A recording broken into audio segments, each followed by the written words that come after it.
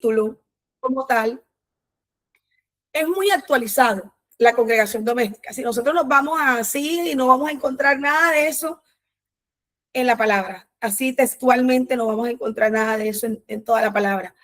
Este es un título, como le digo, muy actualizado, pero vamos a ver que el trasfondo de lo que esto representa lo vamos a encontrar desde Bereshit hasta Apocalipsis.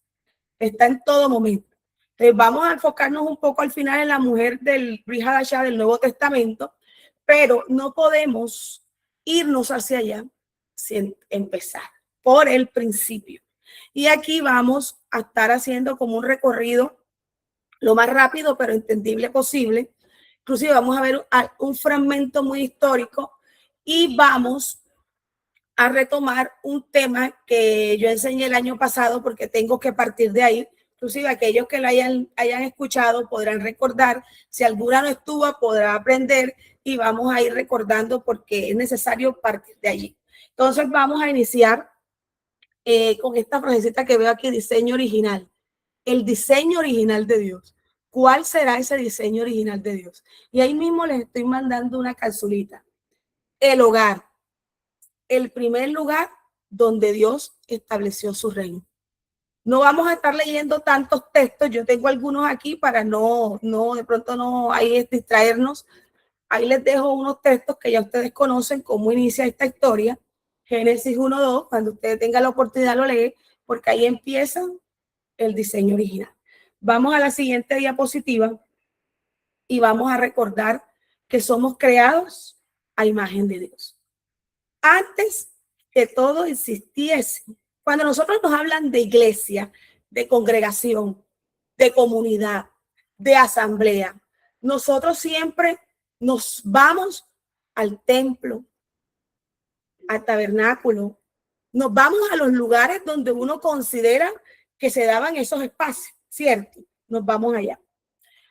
Pero antes que todo esto existiera, el tabernáculo, el templo, las primeras congregaciones, la iglesia del primer siglo que vemos allá en Hechos, antes que todo eso fuese, existía un principio fundamental y todo comenzó con la familia. Con la familia. Ese fue el escenario principal. Y ahí lo vemos, Génesis 1:27, que nos dice, vamos a ir a ese texto, y creó el Señor. Ahí pues ya sabemos que Dios, conocemos los textos, pero lo puse como muy general para que todas lo entendiéramos. Y creó Dios al ser humano, a la humanidad, a su imagen. A imagen de Dios lo creó, varón y hembra los creó. Ustedes saben, eso lo enseñamos el año anterior, que cuando el Señor creó al hombre, creó a la humanidad, pero creó a un ser que estaba realmente compuesto por el varón y por la hembra. No nos vamos a ir en la parte sexual, que si era hombre, no, lo que nosotros conocemos ya en la parte de sexualidad. Creó a los dos seres, pero estableció uno. Y en el momento en que lo creó, le dijo, varón y hembra, los creó a su imagen y semejanza. Yo aquí me hacía una pregunta. Cuando el Señor crea todo, y cuando crea al hombre, el único ser que Él creó, uno, fue el ser humano. Porque de los animales y de todo, en ninguna parte nos dice que creó una pareja. En la única parte que nos dice que era una pareja de toda especie es Noé. Si yo estoy equivocada, alguna me corrige. Pero cuando el Señor creó la humanidad y creó la tierra, creó todo ya listo. O sea, Él creó las especies. O sea, que si hubiese creado una vaca y el hombre se comía esa vaca, después ¿qué iba a comer? O sea, que tuvo que crear muchas vacas, muchos toros, mucho de todo, mucho de todo. Todo lo había creado como debía estar. Eso lo dejó listo. Pero cuando creó al hombre, no partió de muchos. Ayer decía Jayco algo que ahí estaba tirando darditos que son míos acá hoy. Él decía, el Señor no busca gente. El Señor no está buscando gente, que a veces nosotros decimos, la gente. No, el Señor no está buscando gente. Porque si el Señor quisiera gentes, Él desde el principio hubiese hecho gente por cantidad. Y adórenme, y aquí tienen esto, y aquí tienen esto otro, y ahí tienen todo. No, Él no creó gentes, Él creó un ser humano. Y no lo creó a él solo, no creó al hombre, le dijo, no es bueno que el hombre esté solo, no porque él se le haya olvidado, sino porque él no necesitaba, porque Dios no necesita nada. Él quería mostrarle al hombre que sí tenía la necesidad de un complemento, ¿cierto? Entonces luego dice, varón y hembra los creo, crea a la mujer. Yo les mostraba el año pasado un dibujito que para mí era como eso, porque esa es la idea que yo tenía, que el Señor crea al hombre así, un ser, y cuando saca a la mujer, que la mujer ya sabemos que no viene de la costilla, sino de un lado, lo abre y el ser completo, que es una sola estructura de hombre, está mitad del hombre y mitad de la mujer, porque los dos forman ese ser, los dos están intrínsecamente unidos. Entonces, cuando Dios los crea con una misión compartida. Los dos los crea con una misión compartida. Ustedes se acuerdan que dentro de las misiones que hablábamos, él le dijo allá en Génesis 1:28, fructificad y multiplicaos. Eso se lo dijo a ambos. Todo lo que el Señor estableció en el principio, cuando puso al hombre como regente, cuando todo lo que les mandó a hacer el hombre, lo mandó a ambos, a los dos, misión compartida. Los dos eran el reflejo del Señor. Los dos participaban en el mismo propósito. Los dos tenían el mismo objetivo. Lo que pasa aquí que eran iguales en dignidad. Para Dios eran lo mismo, pero tenían diferencia en funciones. Eso es importante. Los dos son iguales, tienen el mismo valor para el Padre. Simplemente que hay una estructura de orden, porque el Señor es un Dios ¿de qué? De decencia y orden. Diferencia en funciones, pero los dos tenían la misma dignidad para el Padre, ¿no? Y que el hombre primero, entonces, como dice la gente, que como Dios es hombre, mira al hombre, no, el Señor no mira al hombre como el hombre masculino, el varón, no. El Señor mira al hombre y a la mujer, porque los dos hacen parte del mismo propósito y tienen la misión. El uno sin el otro no pueden existir. En la misión tienen que hacerlo juntos. Entonces, vamos a la siguiente diapositiva, donde vamos a entrar en una parte de nosotros que también la habíamos visto la vez pasada.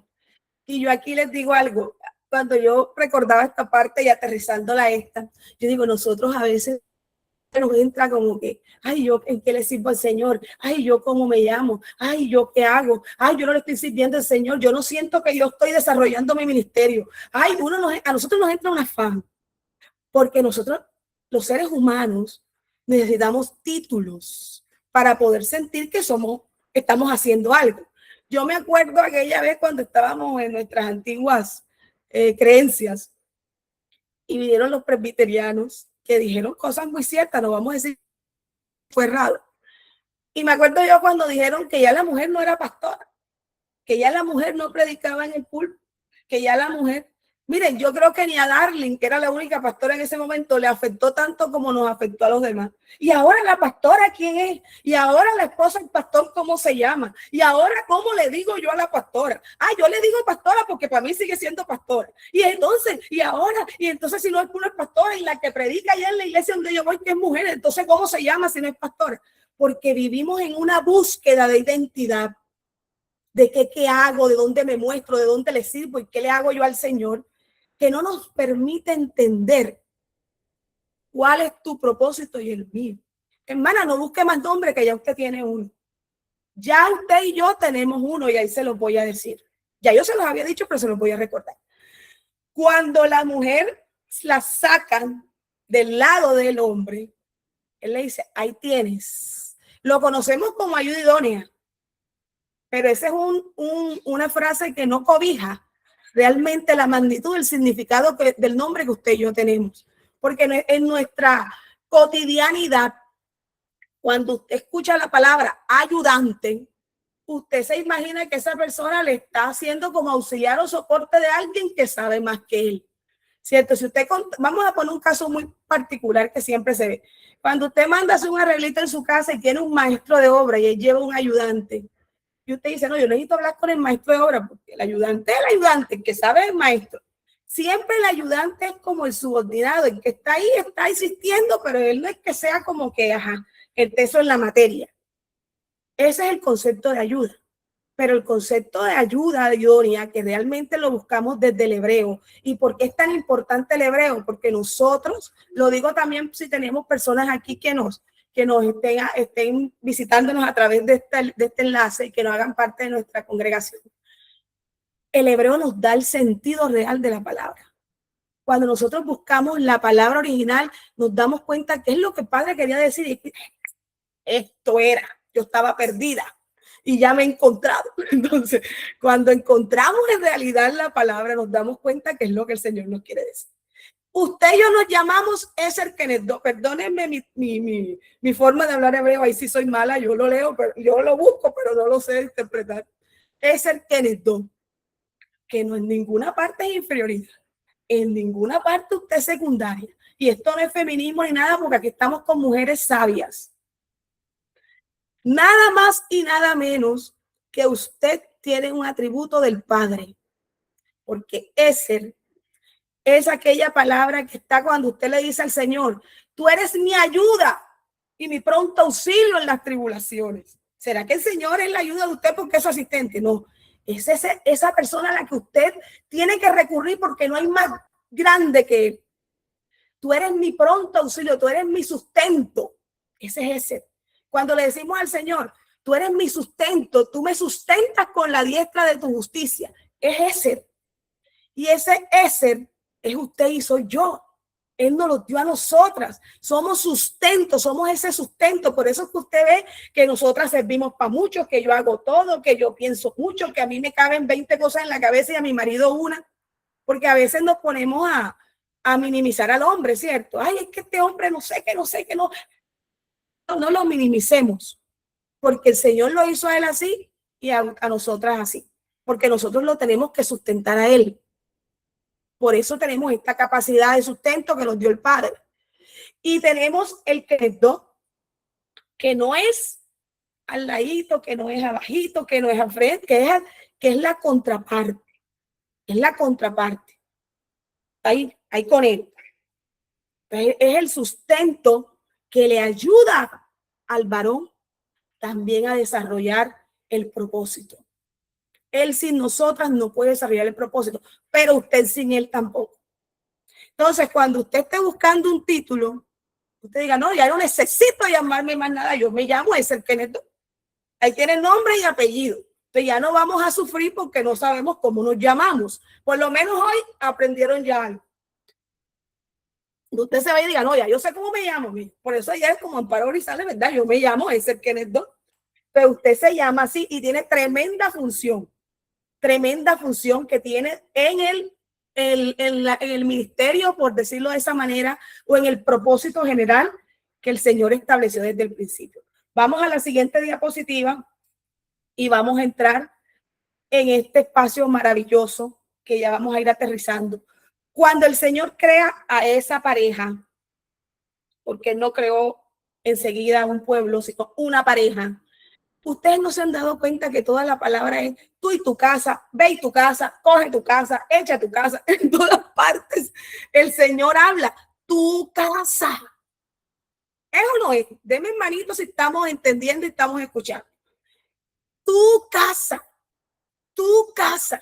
Le dice tú y tu casa y tu parentela. Ve tú y tu casa, coge tu casa. Y para allá la casa, la casa, la casa, la casa, la casa. ¿Por qué será que el Señor nos habla tanto de casa? ¿Será importante eso? Dios mío, eso es demasiado importante. Y cuando el Señor resalta tanto algo, es porque usted y yo tenemos que prestarle atención. No podemos pasar las cosas sin decir, ven acá, ven acá, ven acá. Aquí hay mucha información y entonces, Padre, mi casa y yo serviremos a Adonai. Mi casa, Él estableció una familia porque es la base. El hogar, la casa, ahí empieza todo. Entonces, antes del tabernáculo, antes del templo, antes de la sinagoga, antes de la iglesia, es el hogar. Existía el hogar. En el Edén estaba el hombre y la mujer. Y ahí vemos que en ese espacio, antes de la caída, inclusive después de la caída, pero después vamos para allá, existía ¿qué? Comunión. Existía ¿qué? Enseñanza. un micrófono abierto.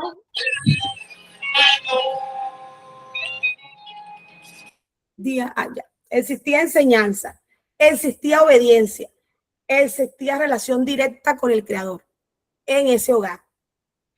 Y lo podemos ver, y no estaban las tablas de la ley escritas, eso fue muchos años después, pero existía porque el Señor ya lo había establecido aquí, donde usted y yo la tenemos también. Ahí vemos una señal de eso. La palabra no puede especificarnos todo porque imagínense tanto y nosotros nos toca inferir, deducir porque realmente todo no está escrito. Pero cuando vemos a un Abel y a un Caín que se presentan a llevarle ofrendas al Señor, siempre hemos dicho eso. ¿Quién les enseñó a ellos que había que presentarle ofrenda al Padre? Pero ellos llevaron su ofrenda y cada uno llevó su ofrenda de acuerdo a lo que le tenía que presentar al Señor, porque ambas ofrendas eran correctas. Porque a veces decimos, no, que Caín llevó verdura y eso al Señor no le gusta. ¿Quién te dijo a ti que eso al Señor no le gusta? Ya hemos visto que hay muchas ofrendas de diferentes tipos y el problema no fue la ofrenda, sino lo que había en el corazón de ese varón. ¿Eso quién se lo enseñó a ellos? Su padre y su madre. Venían formando un hogar con lo que le acabo de decir. Comunión, enseñanza, obediencia y relación directa con el Creador. Esa es la base de una congregación, porque empieza en el hogar. Entonces, ahí vemos que ya el Señor tenía establecido algo. Luego entra la caída que ustedes y yo conocemos, entra todo el tema de que se distorsiona esa relación con el Señor, pero el propósito no se distorsionó. ¿Por qué no se puede distorsionar el propósito? Porque entonces estaríamos con un Dios cambiante. Ay, esto no me funcionó, entonces tengo que irme para otra parte porque tengo que buscar otra opción. No. No se distorsiona jamás el propósito. El propósito siguió siendo el mismo hasta la actualidad. Y el hombre siguió con sus mismas funciones y sus mismas responsabilidades y su mismo ministerio compartido. Obviamente habían unas consecuencias del pecado y ya venía no solo el propósito que se cumpliera, sino la restauración que ya el Señor tenía que hacer con la humanidad. Entonces inicia ese proceso de restauración que todos conocemos hasta que llega nuestro Salvador, que es el mismo Elohim, en forma corpórea. Amén. Dios continuó haciendo todo esto y vamos a llegar a un texto que me erizó la piel y la cabeza y que yo lo leí, pero a veces lo he leído y como nos pasa a todos, que a veces no hacemos ni los signos de puntuación ni leemos con ánimo, sino con flojera y pasamos desapercibido la palabra. Y cuando el Señor me dio este texto, yo estaba así, leí normal y yo no iba a pasarlo. Y después, espérate. Y cuando lo leí, de no, aquí hay poder. Si el Señor me detuvo a mí aquí hay poder. Y yo tengo que descubrir qué es lo que pasa aquí. Y efectivamente me puse a desglosar el texto. Y qué poder, mi hermana. Qué poder. Entonces, en Génesis 18-19, vamos a ir a un hombre tremendo en la palabra, que ya todos lo sabemos, pero ahí vamos a aprender algo. Abraham, el hogar como centro del pacto. El hogar como centro del pacto. Hay un texto en Génesis 18-19 que dice, porque yo sé que mandará a sus hijos y a su casa después de sí, que guarden el camino de Adonai. Okay. Si ustedes leen ese texto desde el principio, es el texto donde el Señor está hablando de lo que va a destruir Sodoma y Gomorra. Abraham comienza a interceder. Y ustedes no sé si se han percatado, al igual que yo, que hay veces que uno encuentra un texto como que dice, oye, pero esto está como raro. Están hablando de una cosa y el Señor dice otra, como que se mete por otra parte, como que si el texto estuviera ahí de más.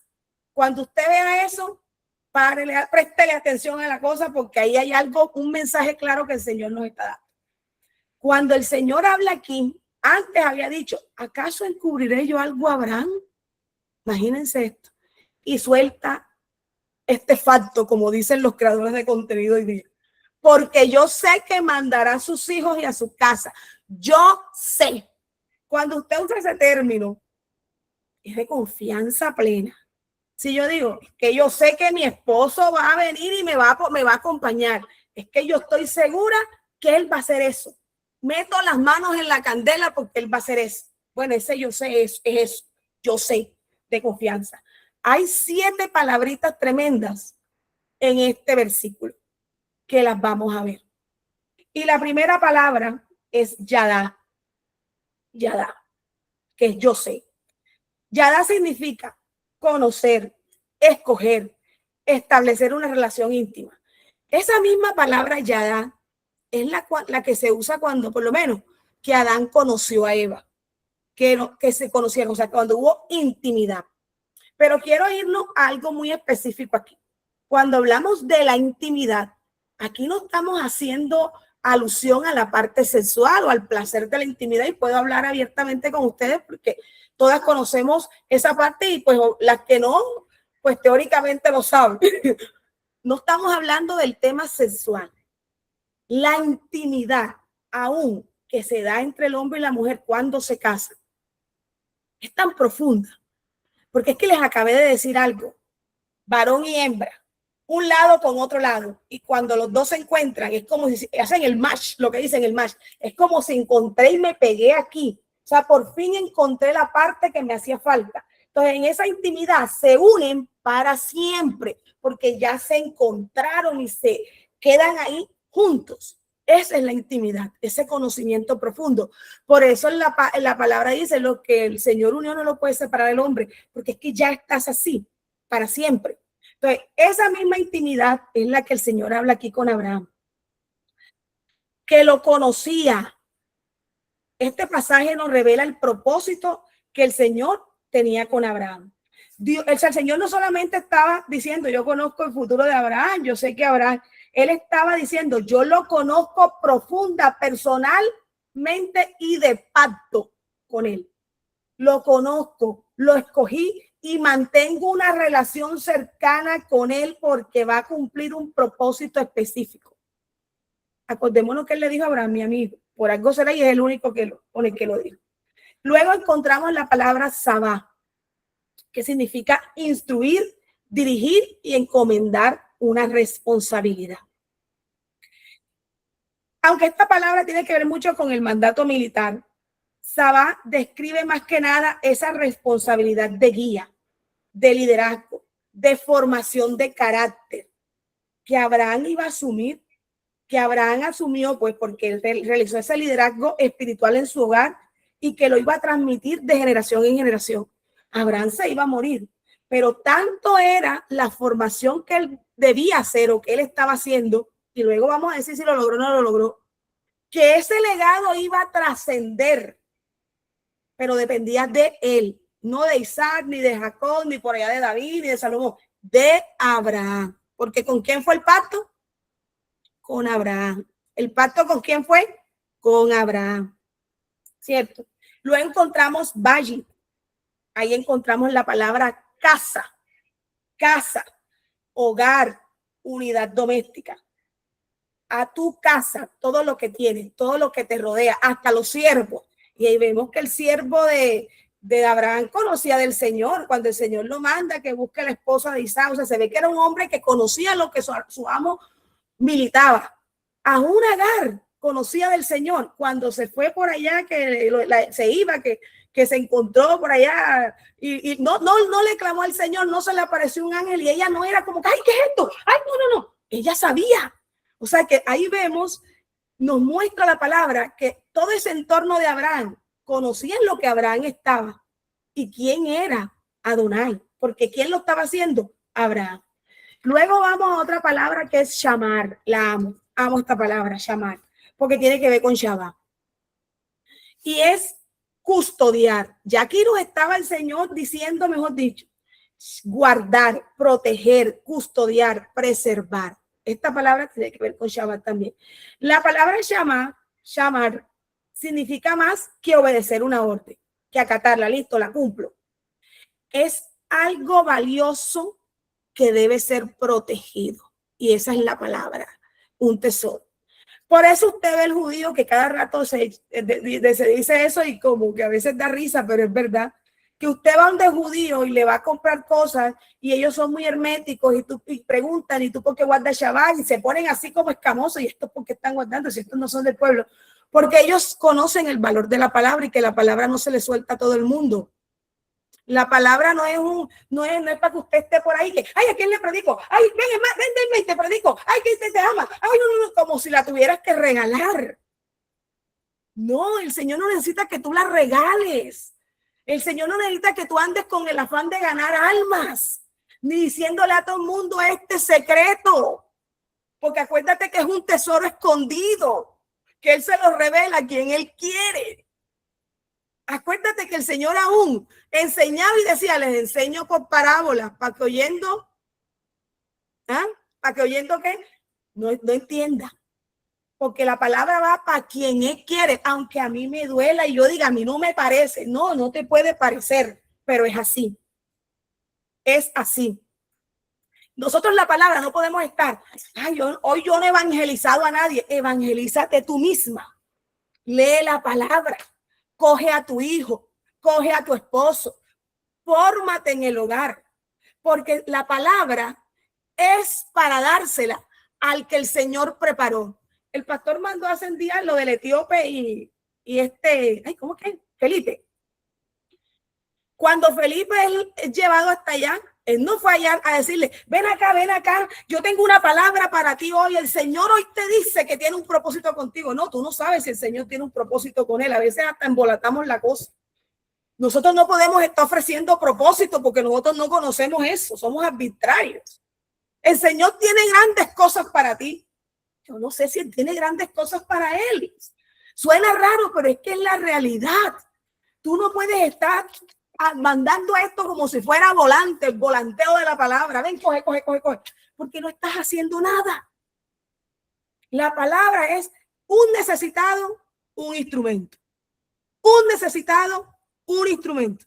Eso sí, tenemos que estar preparados para hacer ¿qué? Instrumento. Cuando el Señor a usted le ponga a alguien que está deseoso, suéltelo. No se quede con ella, porque ahí usted está fallando. Pero mientras tanto no esté, y que yo soy de humor un poquito negro, que las personas que no me conocen pueden decir, esa señora cae gorda. Pero yo a veces tengo unos chistes así. Yo digo, ay, a mí me encanta cuando la gente dice que esto es como ponerle chance a la cosa.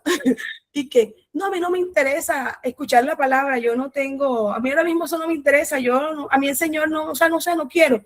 Yo tengo una cara de decirle, no, es que no te debe interesar porque tú no la has interesado todavía.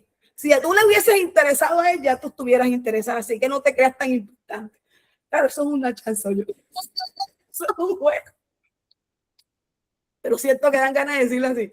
No, y no es mentira. Estoy diciéndolo porque aquí todas estamos escuchando. Pero es que nadie puede estar interesado si el Señor no se interesa en el primero. No nos podemos creer tan importante. A veces creemos que es que yo soy la que escoge al Señor y cuando me da la gana a mí de buscarlo. No.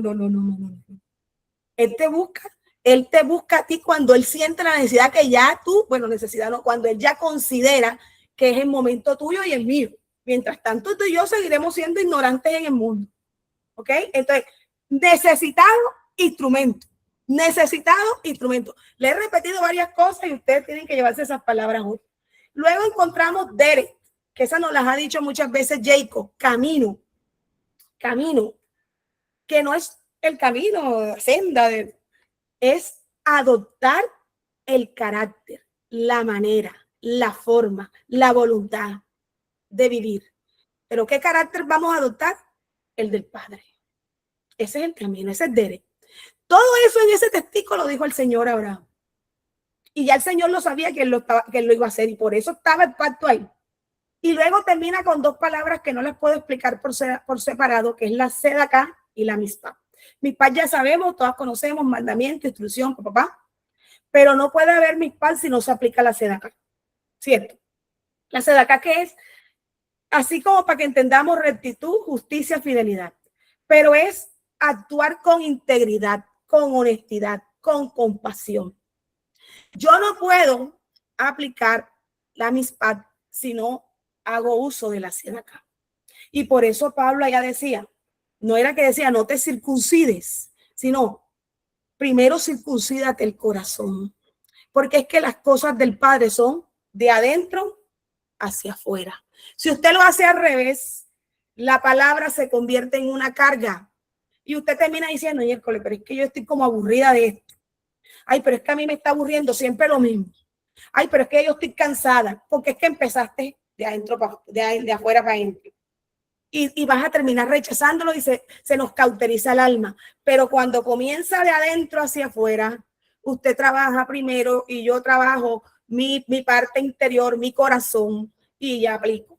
Por eso vemos personas, y eso es para todos nosotros, que a veces decimos, yo guardo Shabbat, yo hablo hasta hebreo, yo no me pelo una santa convocatoria, pero usted ve que la hermana mira maluco a la hermana, que la hermana dice, a mí fulana no me pasa, que la hermana le gusta el chisme, que la hermana no saluda, que la hermana critica. Mi hermana aplica a mis pais, no está haciéndose de acá, no está haciendo nada, porque el Señor no le gusta el tibio. Si no lo vamos a hacer correctamente, es mejor no hacerlo. Yo considero que es así y ustedes me perdonan. Si yo voy a hacer algo para el Señor, y a veces tampoco decía, es que si yo no lo voy a hacer bien, no lo hago porque me estoy justificando.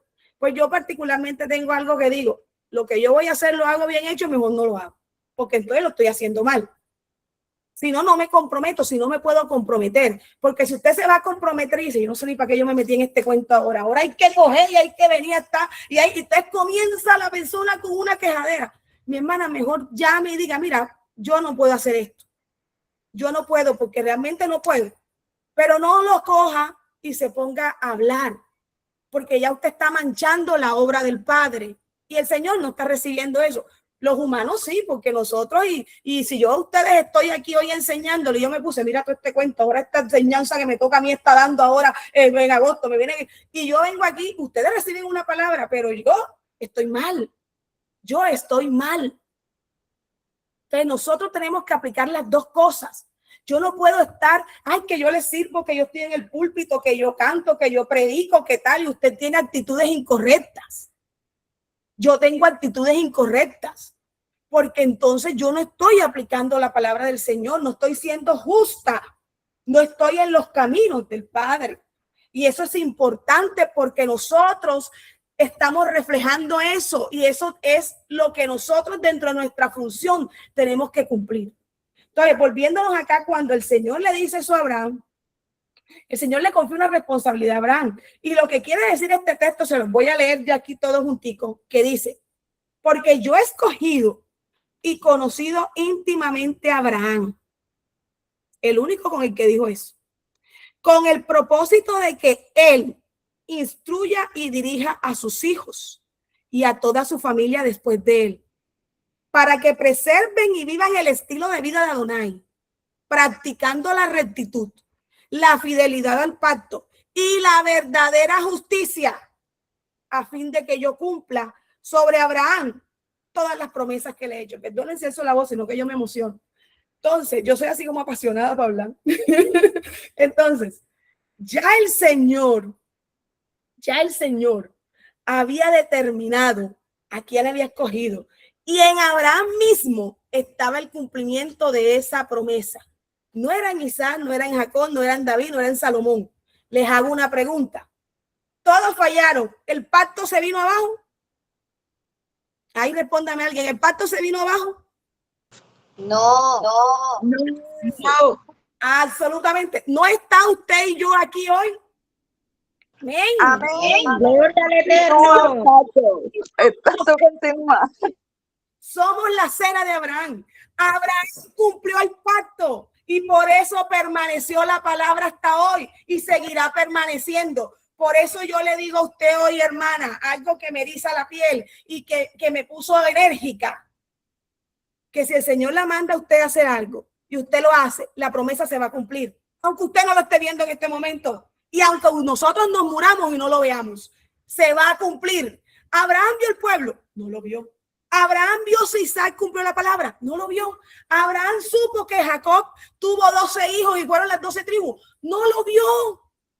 Pero se cumplió, el legado se cumplió, porque él hizo lo que el Señor le mandó. Por eso le dijo mi amigo, por eso es el padre de la fe, como le han llamado, que ya sabemos qué representa, porque no le dijo, te vas de esta tierra. ¿Y qué dijo Abraham? Mierda, espérate ahí, porque es que yo tengo aquí mis cosas. No, él le dijo, me voy. ¿Qué vas a hacer, padre, a tantos años? El que se rió fue Sara, no fue Abraham. que ahora vas a coger tu hijo y lo vas a entregar. Él no se puso y que ñerca, y ahora me lo diste y me lo quitas y ahora qué pasa y por qué. Vamos. Y cuando Isaac le preguntó, él le respondió algo contundente que no les digo ahora mismo. Ahí también hay poder, búsquense lo que hay poder, pero no les puedo decir por qué me extiendo.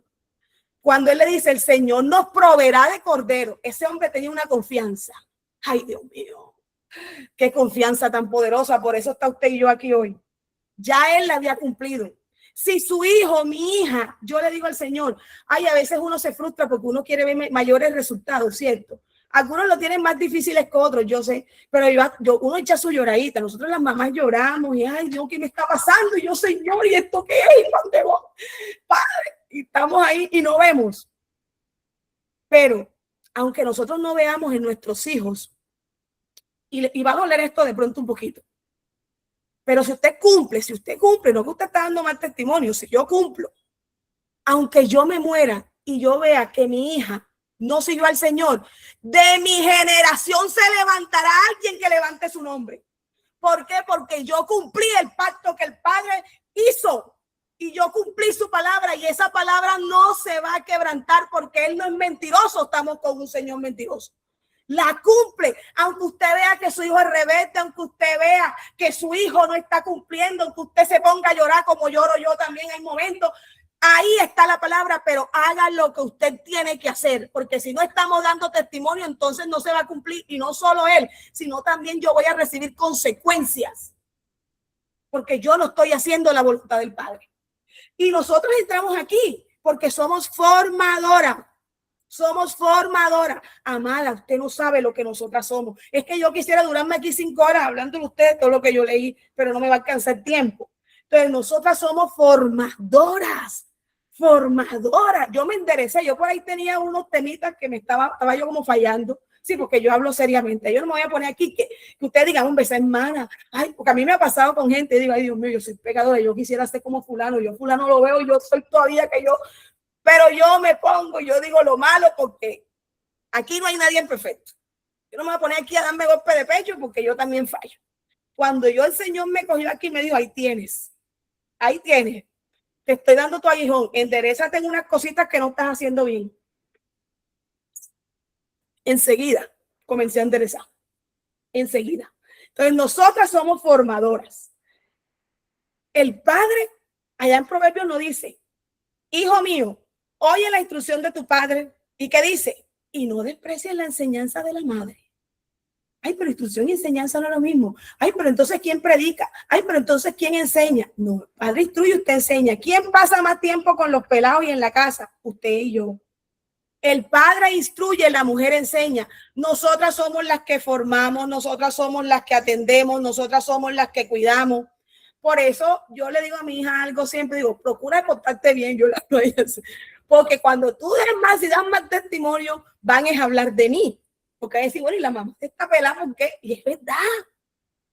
Yo cuando veo decir que no, que fulana, yo saliste con un bustier, como se llaman ahora esos suéteres que parecen brasieres y falta que se le ve la puntica de la cola. Y uno dice, oye, la mamá de esa pelada, ¿cómo la deja salir así? O no lo decimos. No decimos, y el papá de esa pelada dice, la mamá de esa pelada, ¿por qué la deja salir así? Y usted ve las mamás hoy y dice, ay, no, hermana, lo que pasa es que, no voy a decir hermana, porque de pronto no, eso no me ha pasado aquí con ninguno, estoy dando un ejemplo. Pero vamos a suponerlo. No, hermana, imagínese que es que ella se quiere vestir así, yo, no quiero pelear porque ella está en una etapa y esa etapa, después se me reverdiza más y y uno le dice, bueno, ¿y quién le compra la ropa? No, yo se la compro, entonces no le compre ropa, no le compre. A veces machacamos en un hierro frío. No, hay cosas en las que uno tiene que ser contundente con los hijos. Con los hijos hay que ser contundente en ciertas cosas.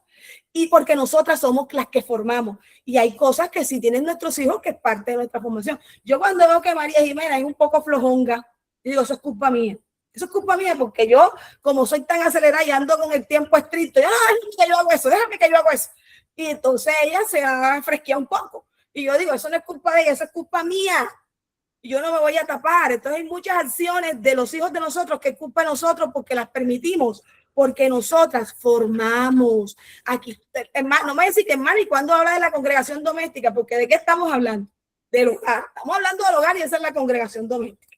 Entonces, El padre, estábamos en una cultura en ese tiempo que era oral, que todo era a través de lo que ellos, o sea, el Señor les había mostrado porque no había llegado Moisés y se la pasaban. Y aunque pónganle ustedes, Abraham instruía, pero ¿quién estaba todo el tiempo con Isaac?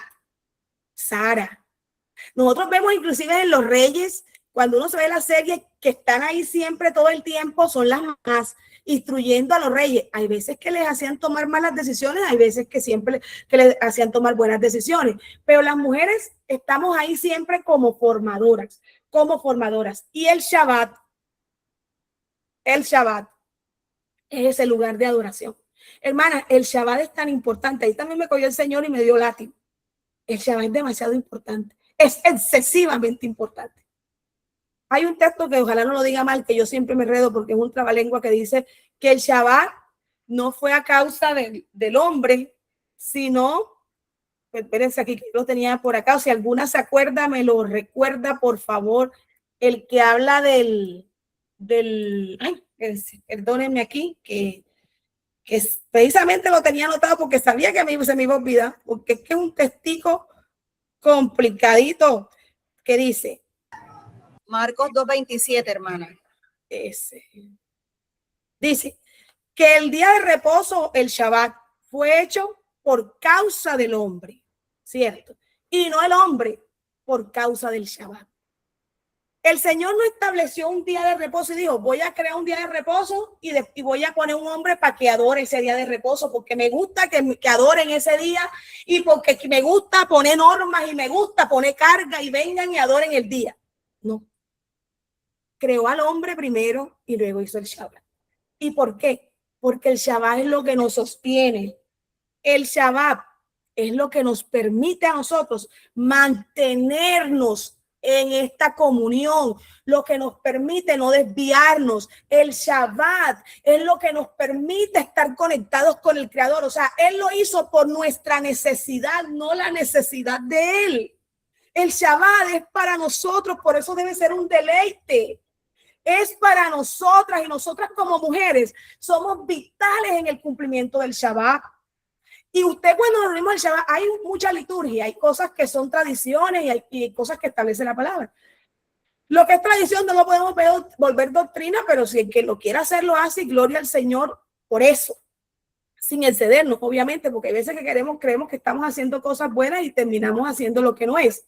Pero realmente el Shabbat es suspendo 100% mis labores porque me voy a dedicar a mi Creador con mi familia. ¿Con quién? Con mi casa. Y hay dos verdades que se deben mantener en ese Shabbat. Las dos verdades que se deben mantener por siempre. El Señor, recordar que el Señor es mi Creador y recordar que el Señor es mi Redentor y que vive por siempre. Esas son las dos verdades. Hermana, y usted tiene que estar eléctrica como yo cuando viene el Shabbat, porque nosotras somos las organizadoras de ese Shabbat. Y usted no puede estar y que ahora el Shabbat, y ahora el Shabbat, y este cuento del Shabbat, y esto cuando, ay Dios mío, el Shabbat. No. Con su familia, ahí dando. De pronto por eso en algún momento hablamos, decía, ojalá tuviéramos otra vez los espacios, porque obviamente uno está cansado, por lo menos yo digo, yo le he dicho al pastor y soy creyente, pastor, y la gente en la empresa se ríe porque yo digo, después de mediodía los viernes yo no soy persona, yo estoy cansada. Y mi cuerpo lo sabe, que es reposo, lo sabe súper. Entonces, yo digo, yo tengo atención limitada el viernes de la noche, que nada más aguanto una sesión. Ya 2 sesiones, yo estoy como que, ay, yo no puedo más. Entonces, yo por eso decía, necesito tener mi espacio con mi familia. Porque yo necesito aquí formar. Ya, porque aquí que necesito yo estoy en mi casa. Entonces, eso es importante tener eso. Entonces, ahí vemos mujeres que edificaron con propósito. Sara, ¿cierto? Cuando le dice a Abraham, este peladito no va a heredar con mi hijo, no era egoísmo, era lo que el Señor había determinado. Y formó a un hombre de bien. Rebeca cometió sus errores, pero tenía claro que esa bendición era tremenda. No vamos a decir que el Señor usó el proceso, lo que hizo Rebeca, para no, porque el Señor jamás va a utilizar un pecado para hacer algo, jamás. Sino que Rebeca hizo lo que ella humanamente consideró. Pero claro está, sabemos que el final era que Jacob era, digamos, que el patriarca, el que iba a consolidar de pronto las 12 tribus. Luego vemos a Jocabet, que a pesar que hubo un edicto del faraón, se mueren todos los pelados, esa mujer hizo como pudo y salvó porque sabía que su hijo tenía un propósito tremendo en la liberación del pueblo, a costa de lo que sea.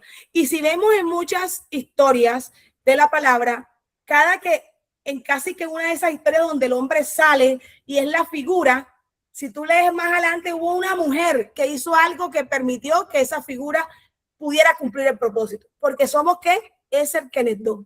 Esas mujeres han hecho eso, hacen ese, cumplen, forman, están ahí de sustento para que se cumpla el propósito.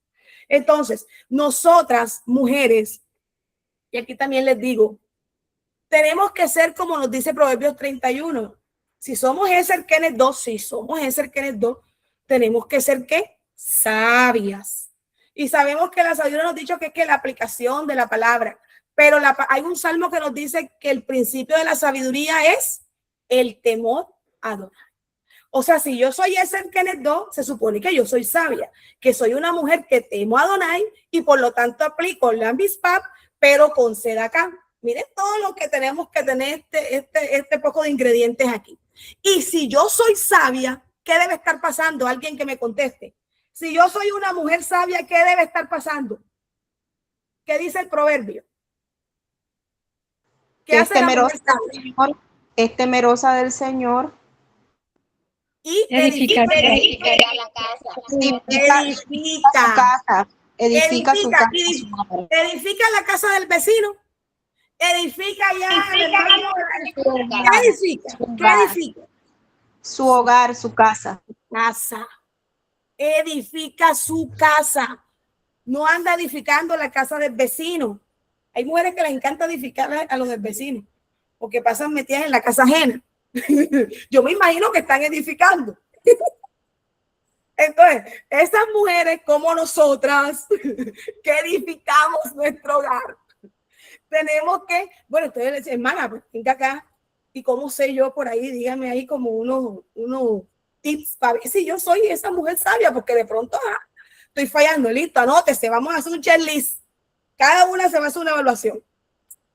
Si nosotras somos sabias, es una mujer trabajadora. No, que es que yo paso con las piernas alzadas viendo novela o que yo no hago mucho. Bueno, entonces póngase una X.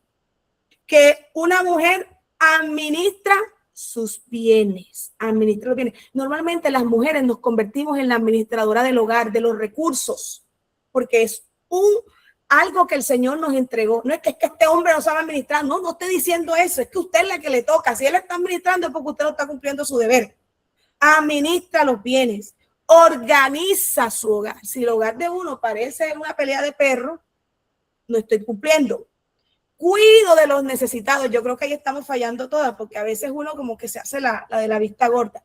Habla con sabiduría, y ya sabemos, no sabiduría es que yo venga, hermanas, hoy, y hablo así. No, porque yo ahí con mi hablado puedo ser sabia.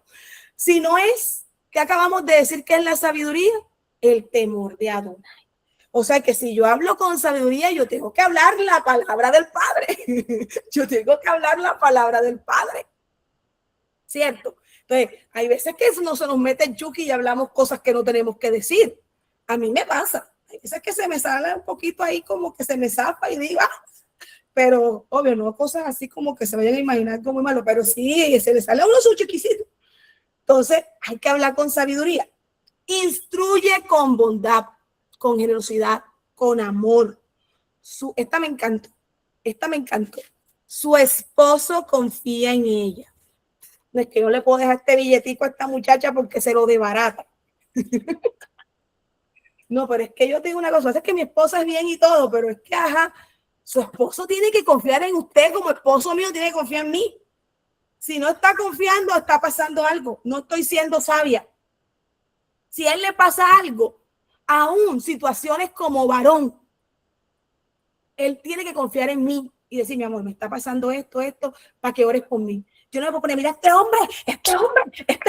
No, porque acuérdese que usted es el que les do, mi hermana, cada vez que uno se nos mete el yuki, es el que les do, Dios mío, es el que les do, no puedo.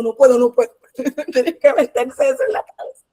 Y algo maravilloso es que sus hijos la llaman bienaventurada. ¿Y qué es bienaventurada? Que tiene el favor del Padre. Usted se puede imaginar que el hijo de uno diga, ay mami, que tú reflejas al Señor. Vea, yo digo enseguida, prosigo a la meta, ya llegué al supremo llamamiento. Padre, recógeme que cumplí mi propósito. Ya, me puedo morir en paz, porque cumplí, ¿cierto? Entonces, la mujer que teme a Adonai, esa será alabada.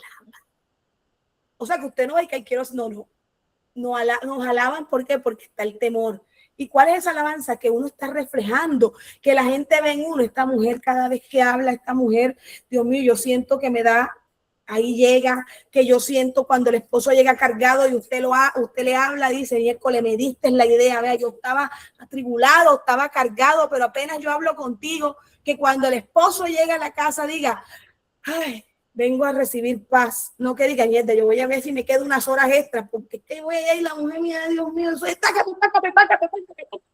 no me deja tranquila, perdón. Tenemos que hacer falta en el hogar. Tenemos Chile hizo reír. Esa Chile, que fuera esa influencia de Chucky. Perdón, esa Chile es mala. Entonces, la mujer tiene que hacer falta en el hogar. Cuando usted no esté, el hombre no puede decir que ay, descansamos un ratito. No. El hombre tiene que decir, sin ella yo no tengo vida, porque ella es el eje, yo me siento vacío. Mis hijos tienen que decir, si mi mamá no está, esto aquí no hay, no sé qué pasa. No podemos, porque usted tiene que representar ese sustento. Amén. Vamos a pasar, porque estoy súper emocionada, son las 6:16, a la siguiente diapositiva. Voy a ir un poquito más rápido porque después no me alcanza el tiempo. Y vamos a entrar un poco, ya vamos a ir arrastrándonos hasta allá, hasta el Brihash. Y va, pero antes de eso les voy a dar un mínimo fragmento histórico para que nos entonemos un poco de cómo estaba la situación en ese tiempo. Cuando nosotros, nuestros pastores, los hermanos que han enseñado esto lo han hablado muchas veces, por eso voy a ser muy rápida en este pasaje, en estos pasajes, porque ya eso creo que la mayoría lo conocemos. Antes que viniera el Elohim a la tierra, porque ya sabemos que quien vino fue el mismo Padre, pero en imagen corpórea, ¿cierto? Para que no vayamos hasta todavía que vino Jesús, que el Hijo de Dios, nada de eso. Elohim vino a la tierra, porque él mismo dijo allá en Ezequiel, yo mismo iré por mis ovejas, yo mismo, yo. Antes que él viniera, pasaron muchas cosas en el pueblo de Israel. Fueron cautivos en Babilonia, allá les destruyeron Judea, quemaron el templo, porque antiguamente cuando los pueblos eran conquistados, la misión de quien conquistaba era borrar la identidad del pueblo. Por eso le cogían, quemaban templos, que si adorabas a tu Dios te morías, o sea, todo eso pasaba. Pero luego que viene un imperio, que lo escuchamos en la Biblia, y me leí una historia, no les puedo dar porque es mucho material, pero es divina, de Ciro, se las recomiendo, busquen la historia de Ciro, pero históricamente, o sea, el imperio medo-persa, léanselo por favor cuando tengan el espacio, y cuando lean a Ciro, que ella dice, le escogí a Ciro, la palabra menciona a Ciro.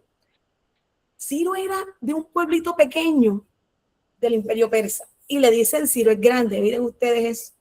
¿Y qué pasa cuando Ciro lo escogen y es ya el rey, digámoslo así, Ciro le cambia la perspectiva a las conquistas y él dice, no necesariamente tenemos que borrar la identidad, porque esos pueblos pueden alimentar el nuestro. Dejémoslos que tengan sus lenguas, que tengan sus dioses, que tengan su cultura. Claro, él no dijo así, yo le estoy hablando en mi forma para que ustedes entiendan. Para que ustedes entiendan. Entonces, ahí Ciro, cuando establece eso no era Ciro, eso era el Señor, porque Ciro tenía una idea que era un imperio universal. O sea, es decir, un imperio donde todo el mundo, aquí cabe todo el mundo.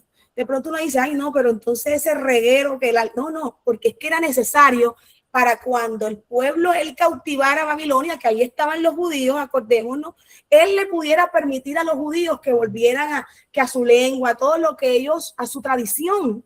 Entonces, Ciro conquista Babilonia y luego vemos allá cuando Ciro les permite, está bien Nehemías, todas esas historias, ¿cierto?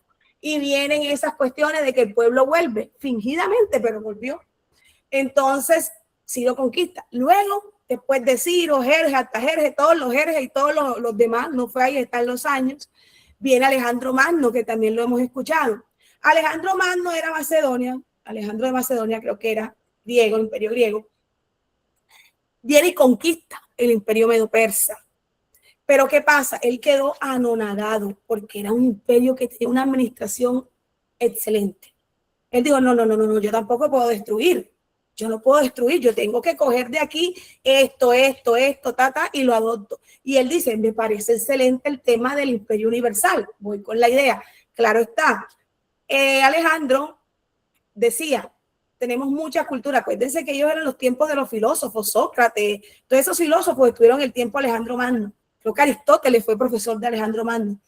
Tenía mucha ciencia, mucho conocimiento. Él dijo, pero yo esta ciencia se la voy a transmitir al mundo y voy a helenizar. Ustedes han escuchado mucho ese término, ¿no? Que estaban helenizados. ¿Qué era eso? Que la cultura de ellos la iban también a transmitir y que la gente hablara griego también. O sea, tú puedes hablar tu lengua, pero también vas a hablar griego. Por eso cuando entramos allá en la iglesia del primer siglo o los judíos del segundo templo, como también son conocidos, encontramos que estaban influenciados ¿por quién? Por los griegos, ¿cierto? Muchas cosas se escribieron en griego. Luego entra a ruedo Roma y Roma hace la misma. Por eso vemos que los romanos tenían el mando militar, pero había el imperio romano, pero le permitían a los judíos, tú en tu templo, ustedes con su cultura, tienes tu rey ahí, como que eso era una cosa rara, pero tenían su cultura. Sin embargo, aunque el pueblo de Israel fue un pueblo que mantuvo identidad, porque ellos siempre trataron de mantener lo que nosotros tienen, algo que nosotros no tenemos, es la historia. Nosotros siempre nos influenciamos por otras costumbres y pues ellos nacieron, muchas generaciones fueron naciendo en esos contextos y muy probablemente fueron adquiriendo ideas y pensamientos muy similares a cosas de los que tenían esas culturas también. Y en Roma había un tema que no me voy a meter mucho en Roma porque la otra charla viene mi hermana Angie con tremendo tema y no me voy a adelantar, pero en Roma había algo que se llamaba el paterfamilias. El paterfamilias era una figura donde el hombre era casi dictatorial. El hombre era el que mandaba, o sea, el hombre podía poner hasta a su hijo de esclavo. El hombre era el que, mejor dicho, la mujer no era nada. Ya la mujer venía perdiendo como un poco de fuerza, un poco, venía siendo denigrada, porque realmente esa era la palabra. Y paso a paso las mujeres fueron siendo así, apagándose. El ministerio de la mujer se fue apagando poco a poco. Pero entonces viene el protagonista de toda esta historia, nuestro amado rey, Yeshua, y dice, ya llegó el tiempo que yo vaya. Y dentro de las cosas que vino a hacer, ¿qué hizo? Restauró la dignidad de la mujer sin abolir el diseño original, porque el diseño permanece, el diseño permanece. Entonces vamos a pasar a la siguiente diapositiva y vamos a ver qué nos dice. Bueno, antes de entrar acá, les iba a comentar algo. Dentro de la estructura en Judea, en Jerusalén, perdón, estaba, que ustedes conocían, pues estaba el templo, todavía se veía, estaba el templo, también había las sinagogas, pero estaban las casas, o podemos decir esas especies de congregaciones domésticas, habían esas casas donde también se enseñaba, sobre todo eran los hogares. Cuando yo leí sinagoga, yo siempre escucho sinagoga, pero yo no puedo llegar allá y hablar de sinagoga sin yo saber dónde es que viene este cuento, porque yo realmente nunca me había detenido a hablar de la sinagoga. Entonces, la sinagoga viene de la palabra griega sinagoge, pero realmente este término tiene su equivalente en hebreo, que es Beit Knesset, que significa asamblea, casa de asamblea o casa de reunión. Y ustedes no se imaginan de dónde viene la sinagoga. Las sinagogas se comenzaron a dar en el exilio babilónico. ¿Por qué? Porque acuérdense que ya ellos no tenían templo, ya ellos no tenían pueblo, ya ellos no eran nada. Ellos eran un pueblo cautivo, pero ellos seguían, siempre tuvieron eso. No tenemos que reunirnos porque tenemos que seguir orando, seguir clamando, seguir enseñando, seguir transmitiendo estos conocimientos, porque si eso se hubiese perdido en Babilonia, nosotros tampoco conociéramos lo que conocemos del pueblo hasta ahora. Entonces, desde allá vienen las sinagogas. Luego, como todo, se le fue dando como un tinte mucho más formal y vemos que la palabra nos menciona que Yeshua predicó en el templo, que Yeshua predicó en la sinagoga. Quiero que una hermana me responda, pero ¿cuál fue el centro de trabajo de Yeshua? A ver, una hermana que me responda. ¿Cuál fue el centro que nos muestra la palabra? ¿Dónde más estuvo Yeshua enseñando? En el monte. Ajá, exacto, en el monte. Pero ¿dónde iba Yeshua? ¿Dónde normalmente Yeshua? En las casas. En las casas. En las casas. Amén. En las casas. Yeshua comienza no a decir, vamos ahora a establecer otro modelo. No, ya el modelo estaba. Él vino a restaurar. Acordémonos que Yeshua, el Padre, vino aquí ¿a qué? A restaurar. Él no vino ni a darnos un mandamiento nuevo, como dice una cancioncita por ahí. No vino a decirnos esto no era y ya es. Él vino a restaurar, a decirnos, esto lo estás haciendo mal, hazlo bien. Vine yo mismo para volverte a instruir porque ya has perdido la noción, porque has pasado por tantas culturas que te has llenado de cosas que no te permiten ver el verdadero propósito. Entonces, viene Yeshua, y ahí me gusta tener esto que dice, que lo tengo ahí en Efesios 2:19, así que ya no soy extranjeros ni advenedizos, sino ciudadanos de los santos y miembros de la familia de Dios. El hogar permanece. El Señor siempre ha usado el hogar para formar su pueblo. La iglesia es la familia, no depende de un edificio, sino de una comunidad que se centra en el propósito. Y todas esas pequeñas comunidades se pueden reunir en un lugar como hacemos nosotros. Y no es que vamos solamente a aprender allá, porque se supone que nosotros estamos aprendiendo de nuestros hogares. Porque yo no le puedo llevar los niños míos a la hermana Ceris para que me lo forme, porque es que yo tengo que estar formándolos de mi casa. Yo no puedo delegarle a otra persona la formación de mis hijos, porque entonces yo no estoy cumpliendo la palabra. Nosotros tenemos una separación de la iglesia y la casa.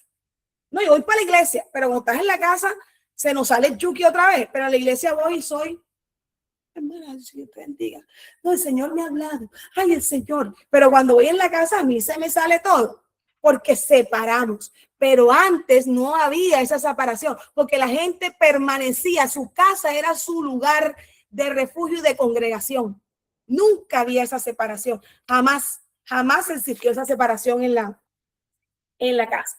Entonces nosotros vemos ahí que el Señor se mantuvo el tema de las iglesias a través de la familia y hay una partecita que me encanta que dice el servicio es mayor. La grandeza del reino, la grandeza en el reino consiste en servir con fidelidad, no en ocupar cargos.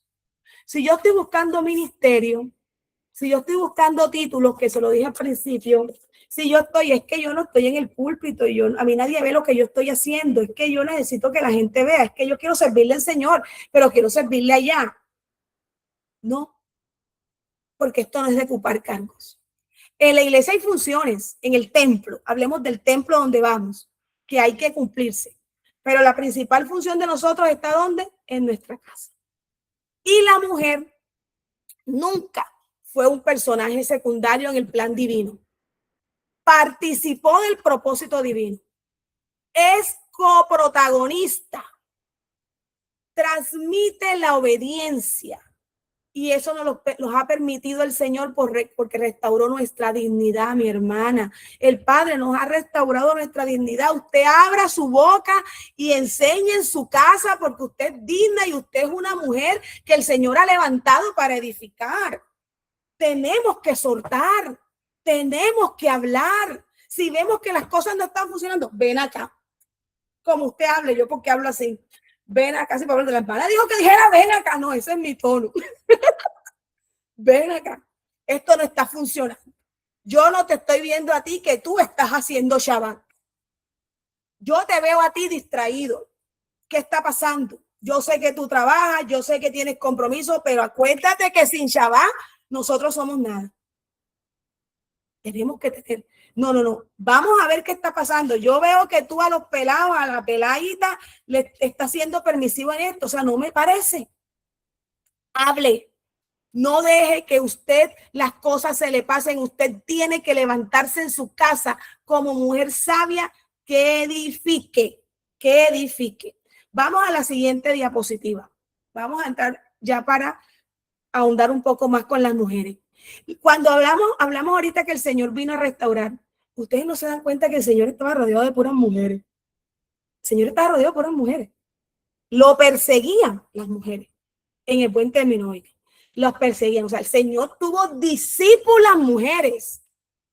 Que estaba María Magdalena, que estaba Juana, que estaba Susana, que estaba la una, que estaba la otra, que estaba Marta, que estaba María. Y esas mujeres estaban al pie del cañón. Donde iba el maestro, iban ellas. Siempre estuvo acompañado de mujeres.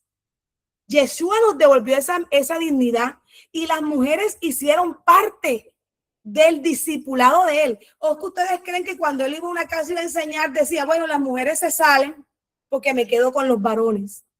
No, la palabra era para todos. Acuérdense cuando está Marta y María, que Marta se va a ese oficio como yo, que me encanta ese oficio, y está ahí afanada, y esto, y el banquete, y Señor, y ve a María sentada en primera plana, y yo también soy María, porque yo soy buenísima para relaciones públicas, para tirar lengua, y estaba María ya sentada y listo, y hablando, y viene Marta, y viene, bueno, y esta está ya llantada, y yo acá sudando, y no viene, y no tiene cuidado, y dice, Señor, pero ven acá, mírala a ella, que está ahí sentada, y nada. Así me ha dicho él a veces que yo, ella está afanada, cuando tenemos actividades familiares, ella está ahí, yo estoy atendiendo a la gente, siendo relacionista pública. Entonces, viene María, el Señor que le dice, Marta, mi hija, está afanada. María cogió la buena parte, te invito, porque yo no voy hasta aquí todo el tiempo.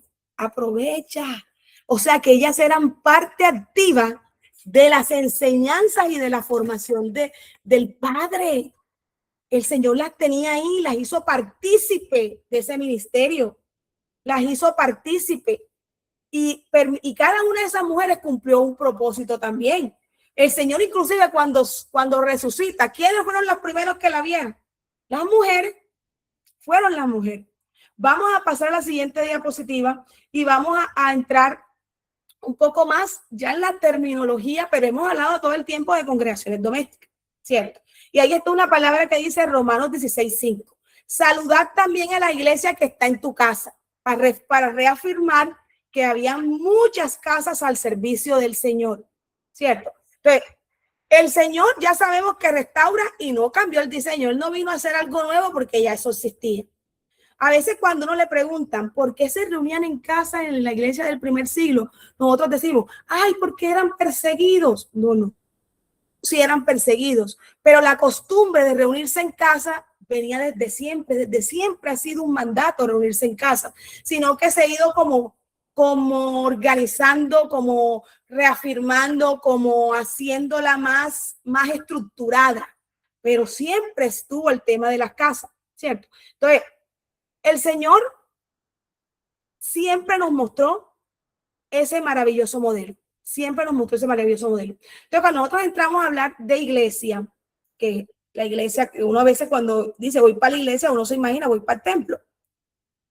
Normalmente ya sabemos que viene la palabra iglesia, que es una palabra griega, que significa asamblea, pero realmente esa palabra no es nueva. Por eso la iglesia no nace en Hechos de los Apóstoles. La iglesia viene desde siempre, porque esa palabra existe, que es cajal. Eso nos lo han enseñado a nosotros. Cajal significa asamblea, congregación, pueblo reunido. Hermano, nosotras las personas somos la cajal del Señor, hacemos parte de la cajal del Señor. Somos como pequeñitos, oikos que ahí viene, que son casas, familias. Cada uno tiene una pequeñita iglesia. Y cuando nosotros nos vamos a reunir en un templo, debe ir la iglesia Diago Ramírez, la iglesia Chico Diago, la iglesia Pareja Batista, la iglesia Ortiz Peña. Esas iglesitas deben ir unánimes juntas y como todas deben estar en un juego, porque vive en la palabra, cuando vamos a ese templo deberíamos estallar. Porque todas estamos en unidad, en cada uno de nuestros hogares, recibiendo la palabra, formándonos. Y luego vamos a un templo todos juntos, pero realmente viene ¿de dónde? Desde mi casa. Desde mi casa. Entonces, esa es la importancia de tener esto claro, que las congregaciones domésticas tampoco son del Nuevo Testamento. Eso es el diseño divino del Señor, que desde la casa, porque es que desde la casa empieza todo. Y ahí vemos mujeres que se levantaron tremendamente a formar casas, y la palabra nos las menciona. Nos menciona una tal Lidia, que abrió su hogar para los misioneros. Pablo la menciona. Nos menciona una pareja, Priscila y Aquila. Priscila era la esposa. La mencionan primero. Sabrán por qué la mencionan primero, no porque era la protagonista, pero si algo tenemos las mujeres es que somos muy sensibles para la obra del Señor. Por lo general, las congregaciones tienen más mujeres que hombres, y es que ese es el deber ser también. ¿Sabes por qué? Porque nosotros tenemos una sensibilidad para recibir, y por eso nosotras siempre estamos ahí, oído. A veces para el chisme, pero oído a la palabra.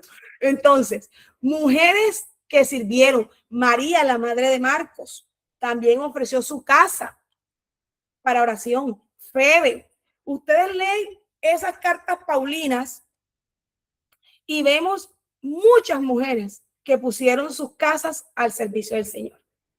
Y yo les decía algo, cuando el Señor comenzó a formar esos, o como a afirmar, esa sería la palabra, esos hogares. Y yo les decía, ¿dónde más iba Yeshua? Yeshua posaba mucho en casa. O sea que él iba formando también pequeñas congregaciones y las dejaba. Ahí me llamó, yo después le dije al Señor, Señor, no me cabe un texto más, no me cabe más información porque no voy a tener tiempo. Pero me acordaba de un texto de Zaqueo, cuando el Señor le dice a Zaqueo, vente, es necesario que yo pose en tu casa. Me puse a buscar ahí de pose, me llamó ahí, esto me llama la atención, y es hospedarse. O sea que muy probablemente estoy infiriendo, puedo equivocarme, pero la palabra diría así, que Yeshua no se comió un almuercito donde Zaqueo y se fue. Lo más probable es que Yeshua haya pasado unos días con Zaqueo. Y si usted le pone la lógica, es muy probable, ¿no? Porque ese hombre fue transformado. Y si bien es cierto, el Señor con una sola palabra te transforma, pero el Señor nos muestra los procesos, porque Él vino como un guía de enseñanza. Esto es lo que tú tienes que hacer. Y cuando yo estoy mostrando, estoy haciendo una inducción, yo lo debo hacer como es el proceso. Entonces, muy probablemente el Señor con Zaqueo tuvo algunos días donde estuvo en su casa, y no solamente Zaqueo, su casa, su siervo, la gente que se metió, que dijo, espérate, yo me voy a meter ahí como sea porque yo también voy a recibir. Y mucha gente habrá recibido en esa casa de Zaqueo. Acordémonos que salió un Zaqueo diciendo ya transformado y diciendo que iba a pagar y estaba feliz, y quizás después se bautizaron y muy probablemente ahí se estableció una congregación, porque ese era como, te quedas aquí, te enseño cómo se hace, te recuerdo cómo se hace y tú te quedarás aquí en este proceso de formación continua. Entonces ahí vemos eso, vemos que el Señor siempre estableció el hogar como lugar de discipulado. Antes de entrar aquí, que ya estoy casi terminando, también me acordé, como les digo, hay muchos textos que se me vienen, porque cuando nosotros vemos esas congregaciones domésticas, que ellos se reunían en casas, esas congregaciones, ¿qué hacían? Convivencia diaria, enseñanza, oración, comida compartida. La mesa para los judíos tiene Dios mío, representa algo tremendo. Y acordémonos que Yeshua siempre alrededor de la comida, del pan, de la cena, siempre la mesa ha representado unidad. Por eso la mesa para nuestras casas no debe ser el adorno. Debemos reunirnos, y aún en esos momentos de comida debe ser un momento especial. Y si los hijos de uno están y que estamos comiendo, vamos a aprovechar aquí y vamos a tener un momento de familia. Y ahí en la comida, ¿cómo estás? ¿Qué estás haciendo? No sé qué. Vamos a hablar, ¿no? Y no me vas a poner mala cara y no vas a estar aquí con grosería, y nos vamos a sentar a la mesa, y la mesa es un lugar de congregarse. y debe ser respetado. Tenemos que respetar la mesa. Tenemos que respetar la mesa, porque ahí en la mesa nos estamos congregando. Si tiene rimas, la mesa rima. Si tiene barra, la barra. Si tiene comedor fino, lo que tenga. Y si no tiene, en la silla donde usted se siente, pero es lo que representa ese espacio, ese alrededor de la mesa. Y eso había en las congregaciones. Había hospitalidad, había discipulado, mi hermana, ahí formaban a la gente. El que estaba en esas casas terminaba súper instruido. Aquí se me vino otro texto que también voy a inferir. Yo dije, con razón, yo de pronto ahí le encuentro sentido, porque cuando ellos ponían, por lo menos viene Patri, estaba en ese tiempo, y Patri decía, se emocionó Patri, recibió la palabra, y con Benja y las pilas dice, no, Señor, si era Pedro, ven acá, yo estoy emocionada, vamos a poner esta casa como lugar para que aquí se predique la palabra y todo listo, pero bueno, lo formaron, papá. No solamente en la casa, si estaba la mamá de Patria ahí, también era parte. Todo lo que había en la casa, incluyendo los bienes, eran al servicio del Señor. La gente se entregaba tanto a esa labor, era tan tocada verdaderamente por la palabra, que entendía que todo era del Padre, que no merecemos nada y Él nos ha dado todo, y todos lo ponían al servicio del Señor, y ninguno era más vivo que otro, porque hoy día uno dice que hay gente viva, y lo hay. Si venía de pronto Chile y le decía a Patri, yo estoy mal con la comida, no te preocupes, ven y comes acá, porque había hospitalidad, porque se atendía al necesitado, porque todo era de todos. Eso lo dice allá en el Nuevo Testamento. Todo era de todos, no había vivo. Y yo me acordé de unos vivos que salen en la palabra y digo, ya está, ya sé, porque es que aparecieron aquí y les pasó lo que les pasó. Yo dije, Señor, eso no lo dice ahí, que ellos tenían una congregación, yo lo estoy infiriendo, me puedo equivocar, pero acordémonos que hay una parejita que se llama Ananías y Zafira, y que ellos de pronto salen ahí un texto que vemos que dicen que convienen, que van a vender una heredad, y dicen, no, tú dices que por tanto, yo digo, ¿será que esta gente se emocionó? Porque a veces uno se emociona, y cuando uno no es el Señor, sino es de emoción, uno se mete en líos. Y uno se mete en líos, empeña su palabra y después uno está apurado.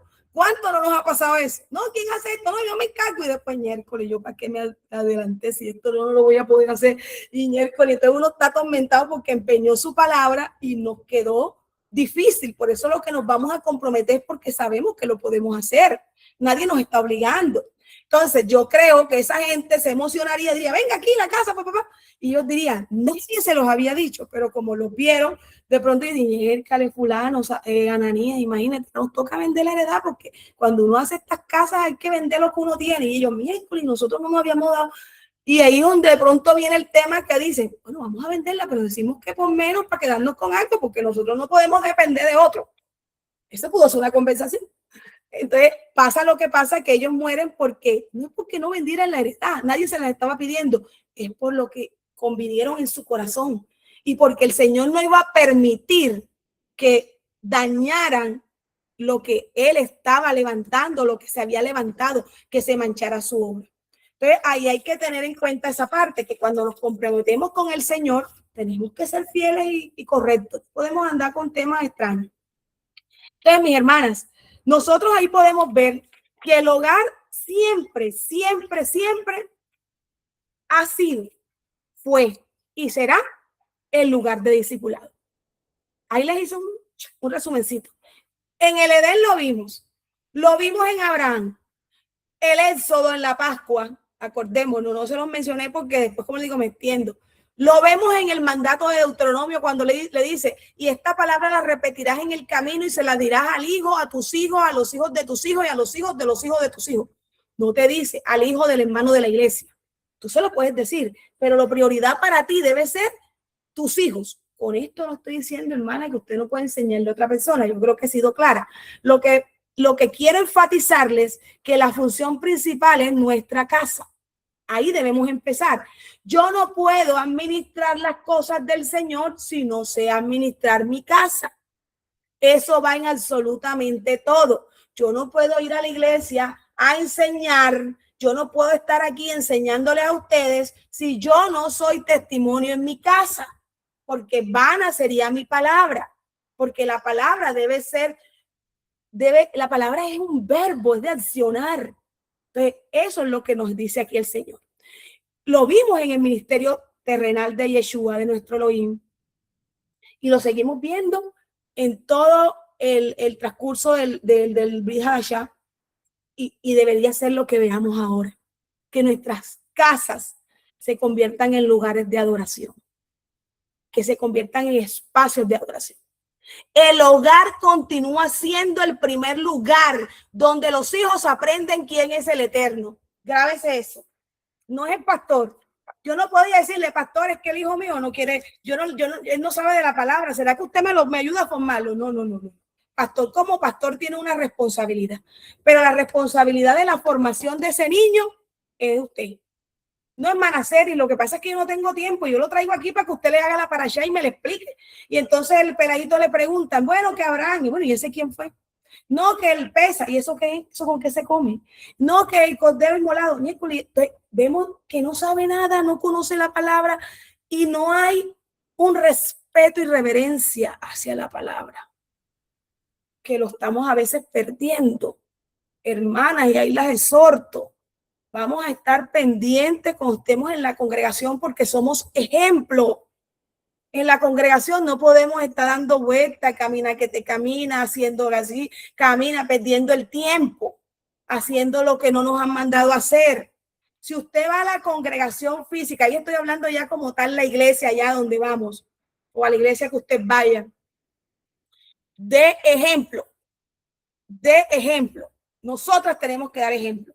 No podemos estar vistiéndonos mal, chismeando, siendo grosera, irrespetando, caminando, haciendo, allá, está hablando el uno, está hablando el otro. Ve, ayer cuando el pastor estaba hablando, yo, que soy sincera, yo tenía un poquito de molestia, porque había una habladera que yo decía, Dios mío, pero es que, o seré yo, seré yo la que lo escucho, porque a veces no se nos va la liebre tanto que vamos a agarrarla.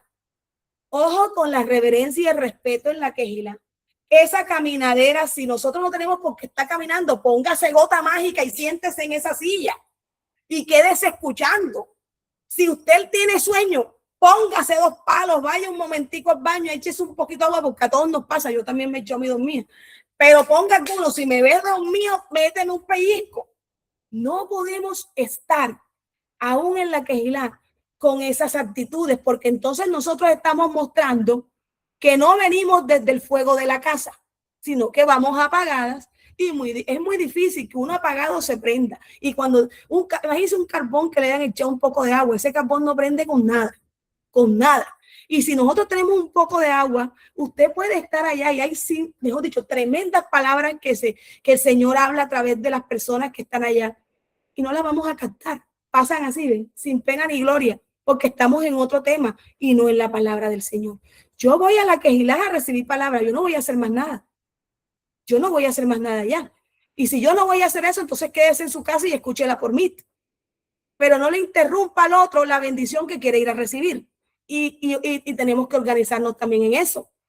¿Ok? Entonces, aunque la congregación fortalece la fe, perdónenme el tono, pero es que hay que decir las cosas porque estamos fallando, y me estoy metiendo yo, porque estamos fallando todos. Aunque la congregación fortalece la fe, que nos ayuda con los maestros que enseñan, con los ancianos que pastorean, ninguna de esas responsabilidades reemplaza el llamado que el Señor hizo a la familia. Nada de eso reemplaza. Ellos están cumpliendo su labor.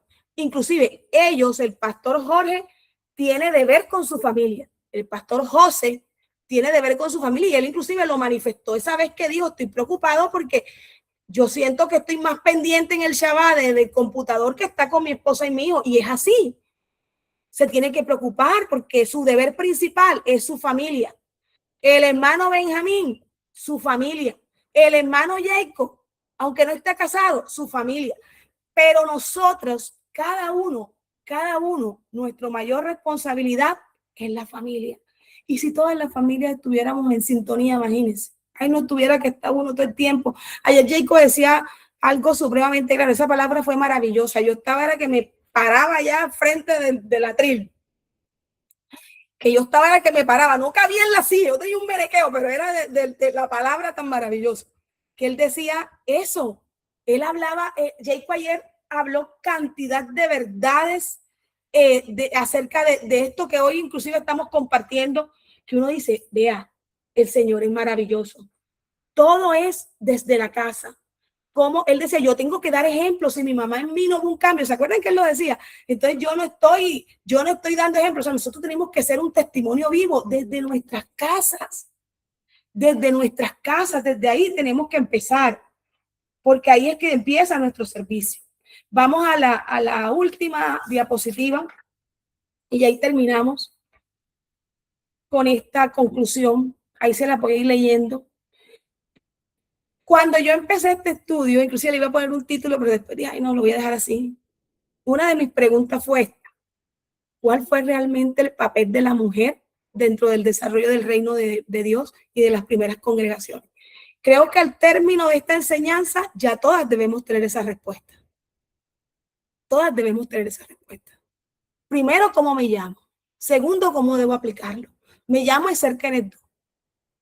Soy sustento, pero debo aplicar la sedacá con la mispa desde mi casa, ser ejemplo, ser sabia, edificar, no destruir, edificar. A veces destruimos, tenemos que edificar. La mujer siempre ha sido activa en el plan del Señor, siempre. Desde la creación participó activamente en el propósito divino original. Vuelvo y le repito, fue una misión compartida, no fue para el hombre solo. En Israel fue esencial en la transmisión de la obediencia y en todos los principios de las nuevas generaciones. Las mujeres hablamos más. Aquí está, más que claro. Nosotras, las mujeres eran muchas de la tradición judía, lo que ellos tienen como ley oral o lo que está escrita en la Mishnah, en todo eso, es aún los relatos que las mismas mujeres también contaban, porque las mujeres grabamos, estamos pendientes de los detalles y contamos las historias. Hicimos parte activa de eso con nuestro amado rey. Nos restauró visiblemente, porque él nunca nos ha denigrado. Ante la humanidad nos restauró, nos enseñó directamente y nos activó. Así que no se me apague. No me puedo apagar, porque es mucho lo que tengo que hacer. En el primer siglo, ya vimos ahí muchos ejemplos de mujeres que abrieron sus hogares y sostuvieron la obra, colaboraron en el desarrollo del ministerio. Y hoy día nosotros tenemos que seguir colaborando en el desarrollo del ministerio, pero tenemos que enfocarnos en nuestros hogares. Mi primer ministerio es mi casa, y ahí es donde yo tengo el desarrollo del ministerio. Yo no puedo buscar título, sino tengo que buscar el servicio en mi casa. Y quiero terminar con estas dos hermosas frases. Cuando el hogar refleja el diseño original, el reino de Dios comienza a hacerse visible. Se hace visible cuando el hogar lo refleja. Y antes de levantar un pueblo, el Señor levantó un hogar. Y aún hoy sigue comenzando su obra desde las familias. Su familia y mi familia es importante. Usted y yo somos importantes, somos determinantes, somos grandes, tenemos un propósito maravilloso. Levántese y resplandezca, porque su luz está ahí, es el Redentor, que vive y no nos suelta, y que hasta que no cumpla este propósito no nos va a soltar. Aunque yo vea que lo que me esté pasando está negro, no importa. No importa que veamos oscuridad en el momento, manténgase firme, clamando, pidiéndole al Señor. Ya sabemos que la oración no cambia lo que el Señor haya determinado, pero la oración es un medio para yo fortalecerme, para yo sentir, para yo volver a coger fuerzas, para yo entrar en intimidad con el Señor. Yo les digo, yo hay veces que oro Y bueno, yo a ustedes el año pasado les conté mis procesos físicos que continúan, no se han ido ni se irán. Y no porque yo dude, ese es mi aguijón. El Señor me lo dijo. Yo aprendí a vivir con eso. En estos días me decía, y les cuento ahí para terminar, que recibí un certificado que yo me río, yo le pongo chiste a eso, porque yo no me voy a poner hasta llorando, que soy legalmente discapacitada. Entonces, decía mi jefe, ven acá, yo quiero hacerte una pregunta, ¿cómo haces tú para vivir así? Y yo decía, bueno, yo creo que todo el mundo, cuando tiene que aprender, no es que no es todo el mundo, eres tú. Uno te ve a ti, uno se imagina que tú tengas un problema y es que no parece que fuera mentira, o sea, que lo hiciera falso, te sale, no, es que yo vivo mi vida con gozo y tengo 1001 problemas, pero es que el Señor me ha enseñado que yo tengo que valorar lo que tengo y lo que Él me ha dado. Y si Él determinó para mí que yo tenía que vivir de esa manera, yo no puedo decirle al alfarero que este barro está malo, porque Él lo quiso moldear así. Y este barro funciona para Él. Y tengo que glorificarlo. Y echaré mi llorar. Hay momentos que digo, ay Señor, como que me canso y como que, como humana que soy, ¿no? Y echo mi lloradita y yo misma digo, pero, ¿cuál es la lloradera? ¿Cuál es la lloradera? Y estás escogiendo el Señor para estas cosas. No. Acuérdate de esto y de esto y de esto. Yo, verdad, no puedo estar llorando. Está firme porque más es lo que hay que hacer, que yo no tengo tiempo para estar llorando ahora mismo, porque yo tengo que fajarme. Aunque llore, porque yo siento que no lloro, descanso, porque sí lloro. Yo les voy a decir a ustedes, hermanas, que no lo hago, sí lloro. Hay momentos en que, ay Señor, ¿y yo por qué? No puedo darle mente al pasado, no puedo darle mente a esto, no le des, camina. Yo misma me hago, yo tengo como espíritu de porrista. Yo misma me levanto, no, pelúcate, porque hay mucho por hacer. Entonces, hermanas, no nos podemos achicopalar. Y cuando estemos ahí, como que, ay, yo mira que esta situación, ay, no, sí, eche la llorada, pero párese, lávese el rostro y coja fuerza y siga para adelante, porque el Señor es grande y poderoso. Él es el mismo ayer, hoy y siempre, y aunque nos lo digan, hay que acordarnos. Y lo que hizo antes lo hará ahora, y no nos ha soltado ni nos soltará. Así que quiero que hoy usted tenga eso claro y se vaya con ese mensaje, y ojalá yo le haya podido transmitir un poquito de todo lo que el Señor me ha dicho a mí con esta enseñanza, y que hayan podido recibir de esta palabra tan maravillosa que Él mandó directamente. Fue Él, ese problema con Él. Conmigo. La hermana dijo, no, yo no dije, dijo el Señor. Entonces, mi hermana, vamos a orar, porque ya llegué al límite, perdónenme, era bastante material, y vamos a darle gracias al Padre, porque yo siento que Él ha sido bueno, ha sido un momento bonito, y vamos a glorificarlo, porque yo sé que ustedes también han recibido esta palabra, y hay que darle las gracias a Él, porque Él es el que hace todas las cosas. Así que, hermanas, oremos. Bendito Padre Todopoderoso, te seguimos alabando, te seguimos exaltando, seguimos agradeciéndote porque tú eres grande, porque más en lo que has hecho, o sea, todo lo que tú has hecho ha sido bueno. Aunque este momento sea difícil, no sé qué situación estés pasando tú en este momento, pero el Señor sabe lo que debe hacer, porque el Señor tiene cuidado de ti y de mí, porque el Señor te escogió, mi hermana, y me escogió a mí, porque el Señor nos puso nombre, porque el Señor nos levantó, porque el Señor nos llamó. No fue un llamamiento de hombre, sino del Todopoderoso, y Él está con nosotras. Gracias, mi Rey, gracias, porque en cada situación, sea de enfermedad, sea sentimental, sea familiar, sea financiera, ahí está tu mano poderosa, ahí está siendo tú nuestro sustento, ahí está tu ayuda, ahí está tu socorro. Tú eres nuestro pronto auxilio en las tribulaciones. ¿A quién clamaremos sino a ti, Señor, que eres nuestro hacedor? Gracias, Padre, gracias te damos porque eres maravilloso. No hay otro como tú, no hay pueblo que tenga un Dios como lo tenemos nosotros, Padre. Y debemos ser testimonio para que otros pueblos digan, es grande el Dios de ellos. A través de nuestro testimonio, Padre amado, Levántanos, Señor. No tengas en cuenta nuestro pecado. No tengas en cuenta, Señor, nuestras malas acciones. Limpia nuestro corazón, nuestra mente de esas malas actitudes, Padre. De todas aquellas cosas que hacemos que no te agradan. Ayúdanos a perfeccionarnos cada día. Que tu Ruach HaKodesh, Señor, nos redarguya en cada momento en lo que estemos actuando de una manera equivocada. Porque debemos, Señor, siempre bendecirte a ti con nuestra vida, Padre. Gracias, mi Rey, por esta palabra y por este tiempo. Gracias porque tú eres poderoso. Gracias por todo, mi Rey. Bendigo a mis hermanas, Padre. Las bendigo enormemente, Señor. Levanta a cada mujer que está escuchando esta enseñanza. Dale fuerza. Renuévale las fuerzas, Padre. Que aún estemos cansadas, tú hoy nos dices, te renuevo la fuerza y nos levantas. Nos levantas, no nos permites caer, Señor, porque todavía hay mucho por hacer y no se ha acabado el propósito. Gracias, mi Rey. Gracias, Padre, en el nombre que es sobre todo nombre. Amén y amén. Gracias le damos al Señor. Así que, hermanas, gracias por